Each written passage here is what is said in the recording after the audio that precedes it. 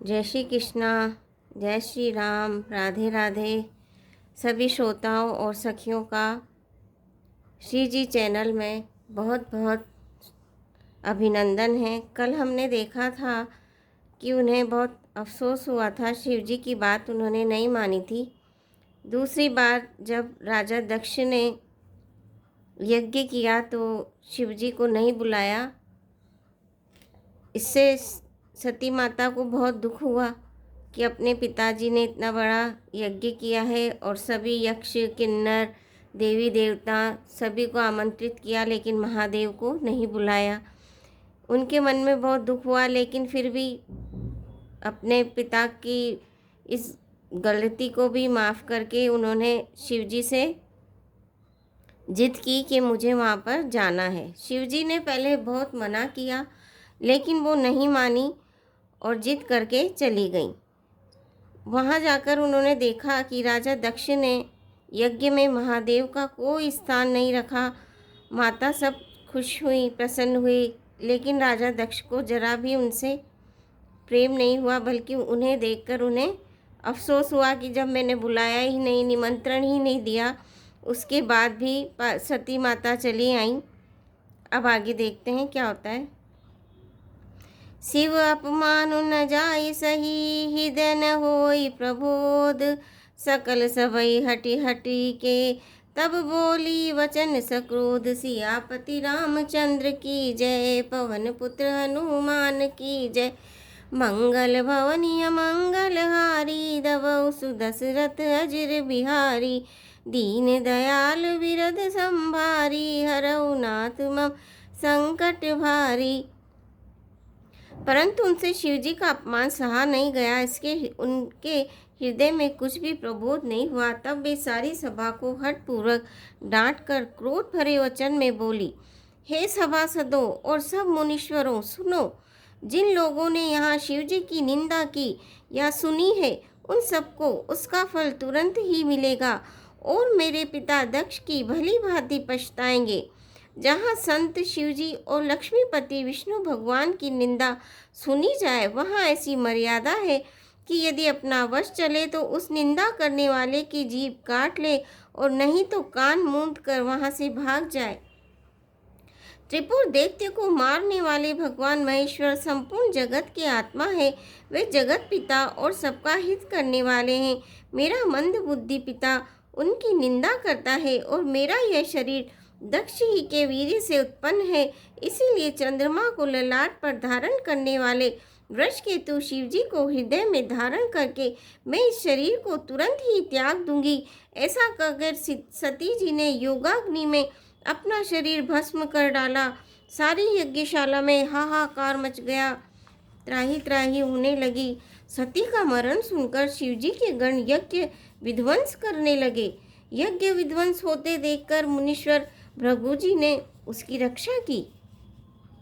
ये सब समाचार शिवजी को मिले तो उन्होंने क्रोध करके वीरभद्र को भेजा। उन्होंने वहां जाकर यज्ञ विध्वंस कर डाला और सब देवताओं को यथोचित फल दंड दिया। दक्ष की जगत प्रसिद्ध वही गति हुई जो शिवद्रोही की हुआ करती है। यही इतिहास सारा संसार जानता है, इसीलिए मैंने संक्षेप में वर्णन किया, ऐसा तुलसीदास जी कहते हैं। सती ने मरते समय भगवान श्री हरि से यह वर मांगा कि मेरा जन्म जन्म में शिवजी के चरणों में अनुराग रहे। इसी कारण उन्होंने हिमाचल के घर जाकर पार्वती के शरीर से जन्म लिया। जब से उमा जी हिमाचल के घर जन्मी, तब से वहाँ सारी सिद्धियाँ और संपत्तियाँ छा गई। मुनियों ने जहाँ तहाँ सुंदर सुंदर आश्रम बना लिए और हिमाचल ने उनको उचित स्थान दिए। उस सुंदर पर्वत पर बहुत प्रकार के सब नए नए वृक्ष सदा पुष्प फल युक्त हो गए और वहाँ बहुत तरह की मणियों की खानें प्रकट हो गई। सारी नदियों में पवित्र जल बहता है और पक्षी पशु भ्रमर सभी सुखी रहते हैं। सभी जीवों ने अपना स्वाभाविक वैर छोड़ दिया और पर्वत पर सभी परस्पर प्रेम करते हैं। पार्वती जी के घर आ जाने से पर्वत ऐसा शोभायमान हो रहा है जैसे राम भक्ति को पाकर भक्त शोभायमान होता है। उस पर्वतराज के घर नित्य नए नए मंगलोत्सव होते हैं। जिसका ब्रह्मादि यश गाते हैं। जब नारद जी ने यह सब समाचार सुने तो वे कौतूक ही से हिमाचल के घर पधारे। पर्वतराज ने उनका बड़ा आदर किया, चरण धोकर उनको उत्तम स्थान दिया, आसन दिया। फिर अपनी स्त्री सहित मुनि के चरणों में सिर नवाया और उनके चरणों तक को सारे घर में छिड़कवाया। हिमाचल ने अपने सौभाग्य का बहुत बखान किया और पुत्री को बुलाकर मुनि के चरणों पर डाल दिया और कहा, हे मुनिवर, आप त्रिकालज्ञ हैं और सर्वज्ञ हैं, आपकी सर्वत्र पहुँच है, अतः आप हृदय में विचार करके कन्या के दोष गुण कहिए। नारद मुनि ने हंसकर रहस्य युक्त कोमल वाणी से कहा, तुम्हारी कन्या सब गुणों की खान है। यह स्वभाव से ही सुंदर, सुशील है, समझदार है। उमा, अंबिका और भवानी इसके नाम हैं। कन्या सब सुलक्षणों से संपन्न है। यह अपने पति को सदा प्यारी होगी, इसका सुहाग सदा अचल रहेगा और इससे इसके माता पिता यश पावेंगे। यह सारे जगत में पूज्य होगी और इसकी सेवा करने से कुछ भी दुर्लभ न होगा। संसार में स्त्रियां इसका नाम स्मरण करके पतिव्रत रूपी तलवार की धार पर चढ़ जाएंगी। हे पर्वतराज, तुम्हारी कन्या सुलक्षणी है। अब इसमें जो 2-4 अवगुण हैं उन्हें भी सुन लो। गुणहीन, मानहीन, माता पिता विहीन, उदासीन, संशयहीन, लापरवाह, योगी, जटाधारी, निष्काम हृदय, नंगा और अमंगल वेश वाला ऐसा पति इसको मिलेगा। इसके हाथ में ऐसी ही रेखा पड़ी है। नारद मुनि की वाणी सुनकर और उसको हृदय में सत्य जानकर पति पत्नी हिमवान और मैना को बड़ा दुख हुआ। पार्वती जी प्रसन्न हुई। नारद जी ने भी इस रहस्य को नहीं जाना, क्योंकि सबकी बाहरी दिशा एक सी होने पर भी भीतरी समझ भिन्न भिन्न थी। सारी सखियां पार्वती, पर्वतराज, हिमवान और मैना सभी के शरीर पुलकित थे और सभी के नेत्रों में जल भरा था। देवर्षि के वचन असत्य नहीं हो सकते, यह विचार कर पार्वती ने उन वचनों को हृदय में धारण कर लिया। उन्हें शिवजी के चरण कमलों में स्नेह उत्पन्न हो आया, परंतु मन में संदेह हुआ कि उनका मिलना कठिन है। अवसर ठीक न जानकर उमा ने अपने प्रेम को छुपा लिया और वे फिर सखी की गोद में जाकर बैठ गई। देवर्षि की वाणी झूठी न होगी, यह विचार कर हिमवान, मैना और सारी चतुर सखियां चिंता करने लगी। फिर हृदय में धीरज धरकर पर्वतराज ने कहा, हे नाथ, कहिए अब क्या उपाय किया जाए।